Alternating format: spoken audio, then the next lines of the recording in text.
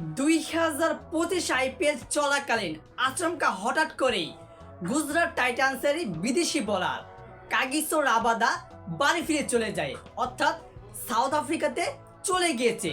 সে পরবর্তীতে আইপিএলে ফিরবে নাকি সেটা সম্ভাবনা একদম নাই বলে চলে, যার কারণে গুজরাট টাইটান্সের স্কোয়াডে রাবাদার রিপ্লেসমেন্ট হিসেবে কপাল খুঁজে যাচ্ছে বাংলাদেশের পেসার কাঠার মাস্টার মুস্তাফিজুর রহমানের।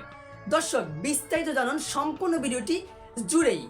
2025 আইপিএল নিলামে এই সাউথ আফ্রিকার বোলার কাগিসো রাবাদাকে 10,75,00,000 টাকার বিক্রি মূল্যে দলে কিনেছিল গুজরাট টাইটান্স, যেখানে সে এবারে আসরে প্রথম 2 ম্যাচ খেলেই সে বিদায় নিয়েছে, তার দেশে চলে গিয়েছে।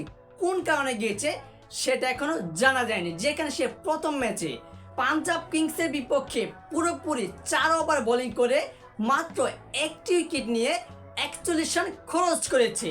ঠিক একইভাবে দ্বিতীয় ম্যাচে মুম্বাই ইন্ডিয়ান্সের বিপক্ষে আবারও সে 4 ওভার বোলিং করে 42 রান খরচ করে 1টি উইকেট নিয়েছে এবং সেখান থেকে সে আচমকাভাবেই তার দেশে ফিরে চলে গিয়েছে।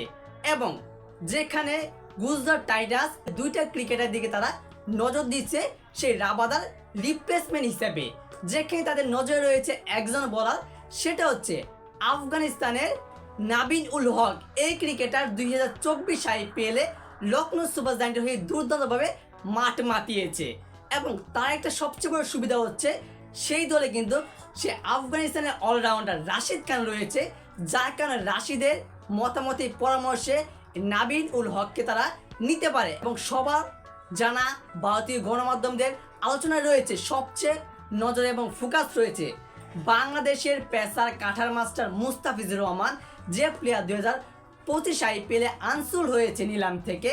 সেই প্লেয়ারটার দিকে নজর দিচ্ছে, সবচেয়ে বেশি নজর দিচ্ছে গুজরাট টাইটান্স। এমনকি এই 2024 আইপিএলে চেন্নাই সুপার কিংসের হয়ে মুস্তাফিজুর রহমান যে বেলকি দেখিয়েছে, তার বোলিংয়ে যে দাপট দেখিয়েছে, সেটাতে কিন্তু আইপিএলের প্রত্যেকটা ফ্রাঞ্চাইজেই মুগ্ধ ছিল এবং তাকে দলে নিতে বাধ্য ছিল।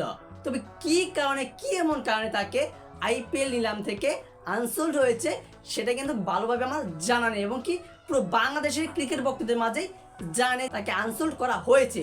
তবে রাবাদার রিপ্লেসমেন্ট হিসেবে মুস্তাফিজুর রহমানকে গুজরাট টাইটান্স নজর দিচ্ছে। মুস্তাফিজুর রহমান 2024 আইপিএলে চেন্নাইয়ের হয়ে 9টি ম্যাচ খেলে 14টি উইকেট শিকার করেছে এবং সেই আসরে তিনি পাপল ক্যাপের অধিকারী ছিলেন যতদিন পর্যন্ত সে আইপিএল খেলেছে। 9টি ম্যাচ খেলে সে তার দেশে ফিরেছে, তার দেশের জন্য খেলার জন্য বাংলাদেশে ফিরে গিয়েছে ক্রিকেট বোর্ডের সিদ্ধান্তের মাধ্যমে। তবে সবশেষ আবারও মুস্তাফিজুর রহমানকে মেতে উঠেছে আইপিএল নিলে যে গুজরাট টাইটান্সে সে সুযোগ পেতে পারে এবং সেটা প্রায় খুব দ্রুতই জানানো হবে। গুজরাট টাইটান্স একটা প্লেয়ার চয়েস করে নিতেই পারবে এবং নিবেই। সো দর্শক, এই বিষয়ে আপনার গুরুত্বপূর্ণ মতামতটি জানিয়ে দিবেন কমেন্ট বক্সে, আর অবশ্যই ভিডিওটিতে লাইক দিয়ে সাবস্ক্রাইব করে আমাদের পাশেই থাকবেন। ধন্যবাদ।